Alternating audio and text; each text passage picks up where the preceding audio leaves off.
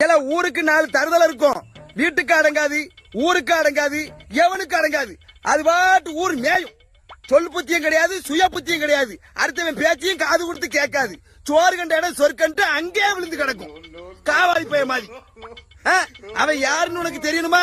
10 வருஷம் நான் தலைவருக்கு பொண்டாட்டியா போறப்பேன் ப்ரோ. 10 வருஷம் நான் தலைவருக்கு பொண்டாட்டியா போறப்பேன். என் தலைவர் கால அத்தனை வாட்டி தொட்டு கும்பிடுவோம் ப்ரோ நானு. இல்ல ஏழை இப்படி பண்றியா? கிறுக்கு மெண்டல் பயிலுலா, செத்த பயிலுலா. மூஞ்சி மோரையும் பாரு, மூஞ்சி மோரையும். ஒன்னு தற்குறி, இன்னொன்னு அறிகுறி, ஒன்னு கேள்விக்குறி, இன்னொன்னு ஆச்சரியக்குறி, ஒன்னு பாடைக்கோடி, இன்னொன்னு காரப்பொறி. சூடா சுண்டலு விஜய் தம்பி மெண்டலு. ஆனா ஒன்னு சொல்லிட்டா, தலைவர் விஜய்க்கும் ஒரு விஜய் ரசிகனா எனக்கும் நான் சொல்றேன், அவருக்கு முதல்ல எதிரி நீங்க தான். தொண்டர்களாகிய உங்களை மாதிரி ஆட்கள் தான் அவரோட பேரையும் இமேஜையும் கெடுத்து கேவலப்படுத்துறது. இப்போ கூட பாருங்கண்ணே, இந்த வீடியோ கீழே அசிங்கமா கமெண்ட் வரும், எல்லாமே டிவிக்கு தொண்டர்களா தான் இருப்பாங்க. பாருங்க, நான் உன் பூச்சாண்டிகள்லாம் நாட்டுங்கிறவன் இல்ல, அலற விடுறவன்.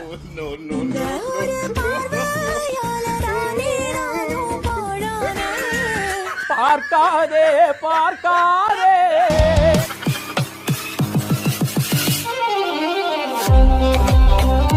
வணக்கம் சார். வணக்கம் மேடம். பாடா பானைக்கு பிறந்த பன்னி. செங்கோட்டையன் சர்ப்ரைஸ் என்ட்ரி எப்படி இது நடந்தது?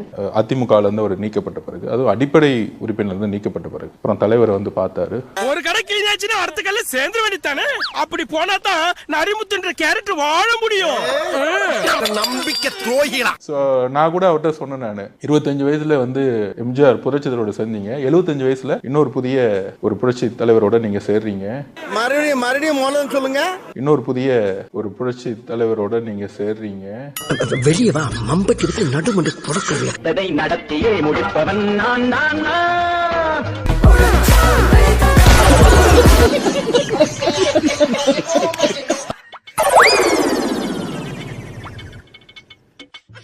தற்குறி. இப்போ தாவேக்கோட நிலைப்பாடு அதிமுக ஊழல் கட்சியா இல்லையா? நம்மளுடைய தலைவர் தெளிவா சொல்லிட்டாரு, டிவி கேக்கும் டிஎம்கேக்கும் மட்டும்தான்.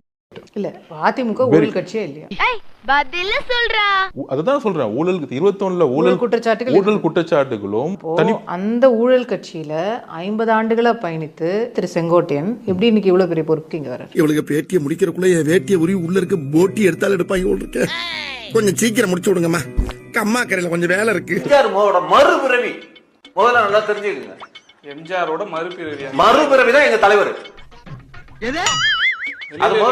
வெளியில இப்படி போய் சொல்ற போறீங்க ஏங்க? என்ன சொல்ற என்னங்க? ஏங்க, எம்ஜிஆர் எப்படி ஒரு எப்பேற்பட்ட ஒரு தலைவர்? எம்ஜிஆர்னா யார் தெரியும்ல? அவரு மாஸ்னா என்னன்னு தெரியும்ல?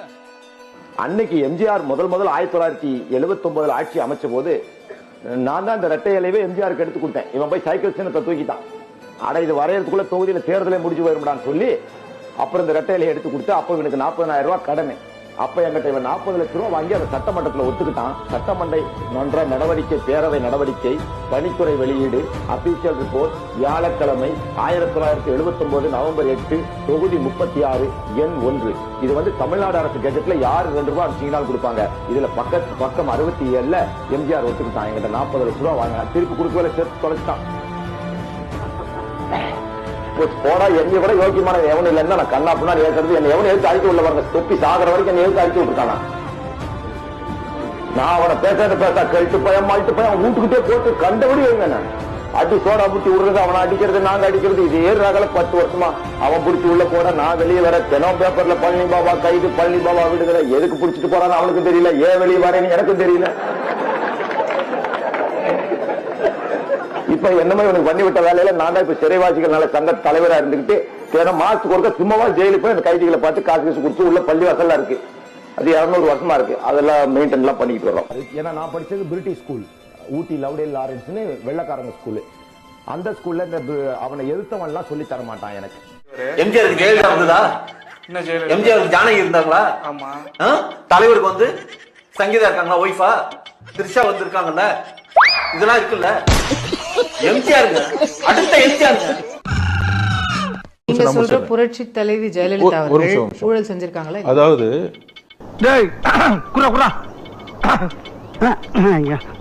அருவாளா? அருவா அப்ப தேவைப்படாது, தேவைப்பட்டா பின்னால வாங்கிக்கிறேன். இது அப்படி. பொதுவா ஒரு பண்பாடு இருக்கு, இறந்து போனவர்களை பத்தி விமர்சிக்கிறது என்னுடைய பண்பாடு கிடையாது. பயப்படாத, பயப்படாதா?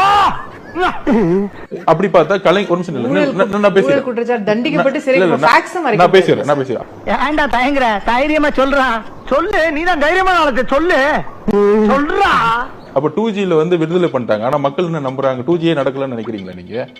ஆனா என்ன தலைவர, கோபாலு என்னைய மாதிரி தைரியமான ஆளா இருந்தா பரவாயில்ல, கொஞ்சம் பயந்தவன் தானே.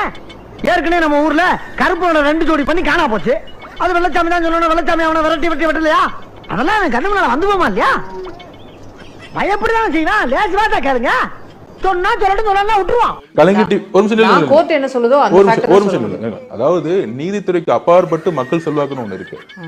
மக்கள் செல்வாக்கு அம்மா மேல இன்னைக்கு என்ன, தமிழ்நாடு முழுவதும் அம்மா மேல என்ன மரியாதை இருக்குன்னு உங்களுக்கு தெரியும்.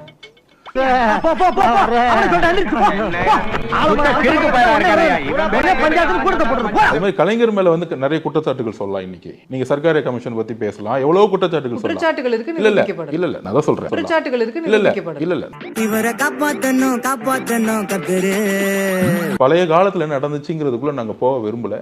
இன்னைக்கு இருக்கக்கூடிய திமுகனால மக்களுடைய பிரச்சனைகள் என்ன பண்ணிட்டு இருக்காங்க, இன்னைக்கு இருக்கக்கூடிய ஊழல்கள், கண்ணுமணி நடந்துட்டு இருக்கக்கூடிய பிரச்சனைகள், நிர்வாக சீர்கேடுகள். இந்த அவ்வளவு மழையில எவ்வளவு தண்ணி நிக்கல, ஆனா இருக்கு, மழை பெய்யிட்டே இருக்கு. இப்ப தேவலாம் கொஞ்சம் வடிஞ்சிருக்கு, நல்லா வடிஞ்சிருக்கு. இல்லாட்டா போக முடியாது. ரொம்ப வாழலாம் போனதான் ரொம்ப மோசமா இருந்தது. இந்த தடவை பரவாயில்ல, இப்போ தண்ணி நிக்கல எங்கேயும்.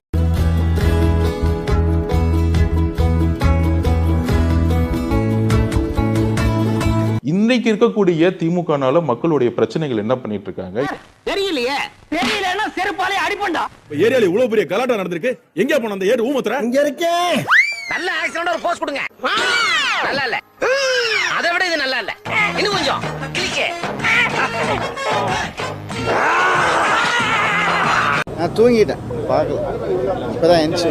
நம்ம என்ன வேலையா செய்ய போறோம்? சும்மா பார்க்க போறோம். இருக்கட்டும், அதுக்கு நம்மளுக்கு என்ன சம்பந்தம்? ஒரு புதிய மாற்றம், புதிய நிர்வாகம். இன்னைக்கு லேட்டஸ்டா நாங்க வந்து சர்வே ரிப்போர்ட் எடுக்கும்போது 82% ஒரு புதிய மாற்றம் வேணும்னு நினைக்கிறேன். நீ சொல்ற பூரா நம்பி ஏமாறதுக்கு நான் ஒன்னும் சொங்கியும் கிடையாது, உன்னை மாதிரி மங்கியும் கிடையாது. இன்னும் குறிப்பிட்டு சொல்ல போனா நான் சொல்றேன், இன்னும் பிப்ரவரி மாசத்துக்குள்ள இன்றைக்கு இருக்கக்கூடிய 2 அமைச்சர்கள் தாவே கட்சியில் சேருவாங்க. What are you saying? கண்டிப்பா அது நடக்கும். நீங்க பாருங்க என்ன நடக்குன்னு பாருங்க. நீங்க திமுக சிட்டிங் அமைச்சர்கள் இருக்கிற 2 அமைச்சர்களே சேருவாங்க. ஏண்டா களவா இருந்தாலும் ஒரு நியாயம் வேணாமாடா? அதுவும் முக்கியமா கரூருக்கு அப்புறம் அரசியல் எதிரிக்கு அப்பாற்பட்டு அவங்க போயிட்டாங்க. இப்படி ஒரு சம்பவம் ஒரு சூழ்ச்சினால நிகழ்ந்திருக்கு நாங்க நம்புறோம். அதை ஒரு நான் பேசி முடிச்சேன். அப்பாவி மக்களை அவங்க டார்கெட் பண்ணாங்கன்னு சொல்றது அவதூறு இல்ல. நான் பேசி முடிச்சேன், அதுதான் சொல்ல வரேன். அப்ப நான் பஞ்சாயத்துல ஒண்ணும் சொல்லக்கூடாதா? சொல்லக்கூடாது. உனக்கு சொல்ல உரிமை கிடையாது. காவல்துறை இது வந்து திமுக அரசு, திமுகக்காக ஒர்க் பண்ணிட்டு இருக்கக்கூடிய ஒரு காவல்துறையா மாறி இருக்கு. காவல்துறை கொஞ்சம் கட்டுப்படுத்தினா என்ன சொல்றீங்க? ஆஹா, எங்க தொண்டர்களை நீங்க கட்டுப்படுத்துறீங்களா, வரக்கூடாதுன்னு சொல்றீங்களா, எங்களை மிரட்டுறீங்களா? இல்ல, இது வரைக்கும் தமிழக வெற்றி கழகத்துல இருந்து எப்படி நான் காவல்துறைக்கு எதிராக பேசியிருக்கோம். மிகப்பெரிய லத்திச்சாச்சு அடிக்கிறாங்க. போற இடம் திவிகாவுடைய துண்டு போட்ட இடம் அடின்னு அடிச்சாங்க. இது தெரியுமா ஊடகங்களுக்கு? ஆம்புலன்ஸை தடுத்த ஒரு 4 அயோக்கிய பையில காவல்துறை வெளுத்திருக்காங்க. காவல்துறை வச்சு சப்புன்னு நல்ல பெரிய பெட்டக்ஸ், அவனுக்கு 2 பக்கம் 20 கிலோ இருக்கும், நல்ல வலுவா வாங்கி.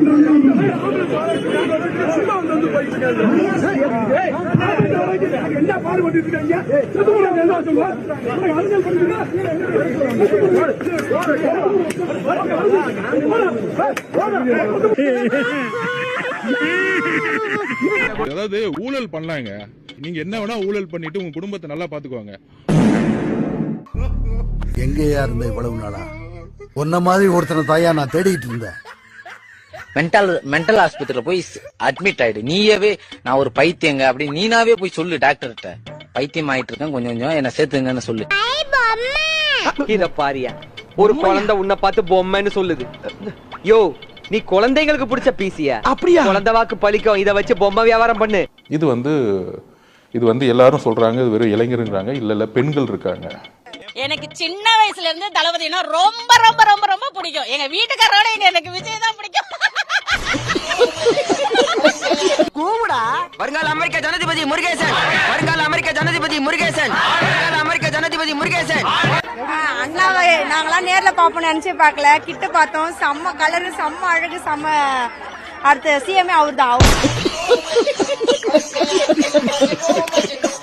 என்னப்பா ஆச்சரிய குறிகளா?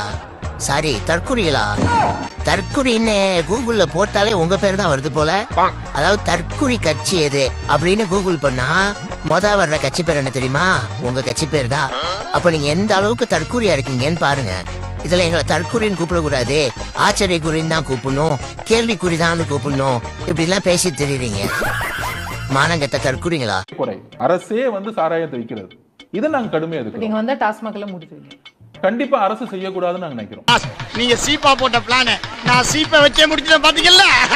இது வந்து அரசே செய்யக்கூடாது, அரசே விற்க கூடாது. ஒரு கலெக்டர் படிச்சுட்டு வந்து ஒரு கலெக்டர் வந்து சாராயத்தை விற்க கூடாது, ஒரு ரெவென்யூ டிபார்ட்மெண்ட் விற்க கூடாது. பூரண மதுவிலக்குன்றதை நீங்க சொல்லல, இல்ல அரசு விற்க கூடாதுங்கிறது தான். உன்ன மாதிரி ஊருக்கு ஒரு நல்ல வருதா தப்பே நடக்காது. தப்பு தப்பு நடக்க கூடாதுன்னுலாம் அடிக்கல, தப்பு நடக்கணும், ஆனா அதை நாங்க மட்டும்தான் பண்ணணும். மட்டிக்கினாரு ஒருத்தரு இவரை காப்பாத்தணும் கத்தரு, இவரை காப்பாத்தணும் கத்தரு. எங்களுடைய நிலைப்பாடு, கட்சியோட நிலைப்பாடு மது மற்றும் போதைக்கு எதிரானது. சரி, ஆனால் அதை வந்து எப்படி அமல்படுத்தணுங்கிறதுல நிறைய தெளிவா எங்களோட மேனிஃபெஸ்டோ நாங்க விளக்குவோம். ஏன்னா ஒன்னால நாட்டுக்கு ஏதாவது பிரயோஜனம் இருக்கா, ஊருக்கு ஏதாவது பிரயோஜனம் இருக்கால, இல்ல உன் வீட்டுக்கு ஏதாவது பிரயோஜனம் இருக்கா, ஒன்னால உனக்கு ஏதாவது பிரயோஜனம் இருக்கால? 10 பைசாவுக்கு பிரயோஜனம் இல்ல. கூடிய கருத்த பயல. இந்த மொத்த கரூர் இன்சிடென்ட்ல திரு விஜய் அவர்களுக்கு தாவேக்காவுக்கும் எந்த பொறுப்பும் இல்லைன்னு ஒரு நிமிஷம் இல்லைங்க, நான் கேட்கிறேன். இங்க இருந்து தலைவர் காலைல கிளம்பி ஏர்போர்ட்ல இறங்கி நீங்களே லைவ் போடுறீங்க. நீங்க லைவ் போடுறீங்களா இல்லையா? உங்க நீங்க 8:45 டைம் போட்டீங்களா இல்லையா? அசையாத மரம் ஒன்று உயிர்ந்தது கீழே. சரி மேடம், நான் சொல்லுவேன். உங்க ட்விட்டர்ல 8:45 டைம் போட்டீங்களா? எப்பயுமே அதை நான் பதிவு பண்ணிடுறேன். எப்பயுமே நிர்வாகிகளுக்கு நாங்க அட்வான்ஸா சொல்லுவோம். ட்விட்டர்ல பப்ளிக்கா இல்லங்க, ட்விட்டர் வந்து பொதுவா வந்து பப்ளிக் அனௌன்ஸ்மென்ட் கிடையாது. அது வந்து என்னென்ன சொல்றான் பாருங்க, கம்பி கட்டுற கதையெல்லாம் எடுத்து போடுறாங்க. நான் பேசி முடிச்சிடறேன் இல்லங்க. சோ லீகல் ப்ரொசீடிங்ஸ் வேற, மக்கள்கிட்ட சொல்றது வேற, நிர்வாகிகிட்ட சொல்றது வேற. ட்விட்டர் ஹேண்ட்லிங்ல கட்சியோட இதுல நாங்க நிர்வாகிகிட்ட சொல்லுவோம். வா, என்னால நம்ப முடியலடா. இதை நாங்க சொல்ல முடியுமா? ஒரு துக்கம் கேட்கறது கூட நேர்ல போக மாட்டேங்கிறாரு. நான் எங்க பார்க்க முடியும்? ஒரு தலைவர் வந்துட்டா அந்த இடத்துல 40,000 பேர் வராங்க. டிராபிக்கா யோ கூட்டம் இல்லையா, ரோடு அனாதையா கிடக்கு. விஜய் அவர்கள் ஏன் போக முடியலங்கிறதுக்காக காரணத்தை சொன்னீங்க. பட் 40 நாளா நீங்க யாருமே போலையே. நீங்க போயிருக்கலாம், திரு புஷி ஆனந்த் போயிருக்கலாம், உங்க பொதுச் செயலாளர் காணாமல சார் இருந்தாரு. ஒரு நிமிஷம் இல்லையே. இல்ல எங்களுக்கு அதை பத்தி பொதுச் செயலாளர் ஓடிவிட்டார், நிர்மல்குமார் ஓடிவிட்டார். யாரு ஓடினது? ஓடி ஒளியல. கரூர் அரசு மருத்துவமனைக்கு வாசல்ல புஷியானது கையில் அப்படியும் நீங்க ஆதவர்ஜனா எப்படியும் உட்கார்ந்துருந்தீங்க. தலைமறை வாகல, நாங்க ஓடி போனாலும் எங்கேயா போன, எங்க போன? உருளைக்கிழங்கு செல்ல குட்டி எங்க போச்சு? ஊம்பி போய் நாங்க 41 உறவுகளை இழந்திருக்கோம். எங்களுக்கு தெரியும் அந்த வழி, எங்களோட குடும்பம். உங்க அக்கா தங்கச்சி உங்க அம்மா தான் இன்னைக்கு வரைக்கும் கரூருக்கு போகல, இப்போ வரைக்கும் போகல. நான் பேசிக்கிட்டு நொடி வரைக்கும் வேண்டாம் சார். Thank you sir. ஏன் 30 நாள் வரைக்கும் அமைதியா இருக்கீங்க? ஏன் உறவுகள், ஏன் குடும்பம், எங்க அம்மா எங்க அக்கா செத்தா நான் 30 நாள் வீட்டை தாண்டா இருப்பேன். முட்டா பசங்களா? கரெக்ட். அது உண்மை தானே சார். இப்போ நீங்க ஆதவர்ஜனா போய் பாஸ்கெட் பால் விளையாண்டு தூக்கம் அனுசரிச்சாரு. டேராடூனுக்கு போனார்ல, எவ்வளவு கடும் மனவேதனையில அவர் போய் அந்த டோர்னமெண்ட்டுக்கு போனாரு. அந்த துக்கத்துல நம்ம கொச்சப்படுத்தக்கூடாது. அந்த அளவுக்கு வந்து ஒரு நெருக்கடியான காலகட்டம். விஜய் ஆட்சிக்கு வந்தா பைக் தர போறாராம், கார் தர போறாராம், ஃப்ரீயா எல்லாருக்கும் வீடு தர போறாராம் அப்படின்லாம் அவருடைய பேச்சை வச்சு. இல்ல இதுல என்ன தவறு இருக்குன்னு நான் கேக்குறேன். அது எப்படி முடியும்? அவர் சொன்ன மாதிரி ஆட்சிக்கு வந்த பிறகு அவர் உறுதிப்படுத்துவார். ஒரு பைக்கும் ஒரு வீட்டு ஒருத்தருடைய. எனக்கு என்ன ஆச்சரியமா இருக்குன்னா, சர்க்கார் படத்துல இலவச ஃபேன் மிக்சி கிரைண்டர் எல்லாம் தூக்கி நெருப்புல போட்டவர் இன்னைக்கு வீட்டுக்கு வீடு பைக் தரேன்னு சொல்றாருன்னா எனக்கு அது முரண்பாடு. நல்ல கேள்வி கேட்டீங்கப்பா. வாங்க, அதெல்லாம் முடிஞ்சு போச்சு. நீங்க தான் நினைச்சிட்டீங்க. 50 வயசுக்கு மேல இருக்கக்கூடிய எல்லா இளைஞர்களும் நமக்கு வந்து ஒரு மிகப்பெரிய ஆதரவு வந்து நம்ம கொடுத்துட்டு இருக்காங்க. ஆல்மோஸ்ட் 80% ஆதரவு நம்ம கிட்ட இருக்கு.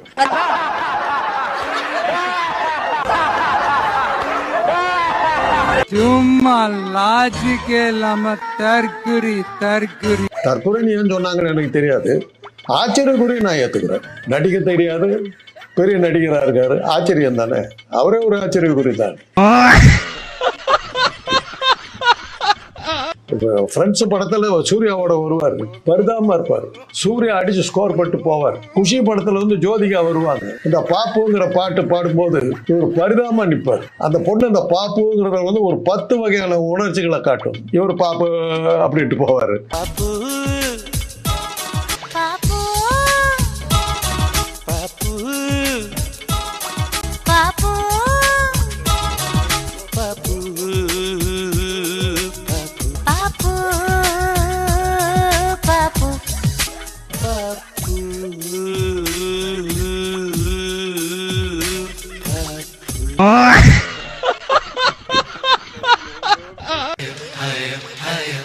இப்படிப்பட்ட ஒரு ஆள் வந்து பெரிய நடிகரா இருக்காரு, பெரிய ஸ்டாரா இருக்காருன்னா அது பெரிய ஆச்சரியம் தானே. அவரே ஒரு ஆச்சரியக்குறி தான்.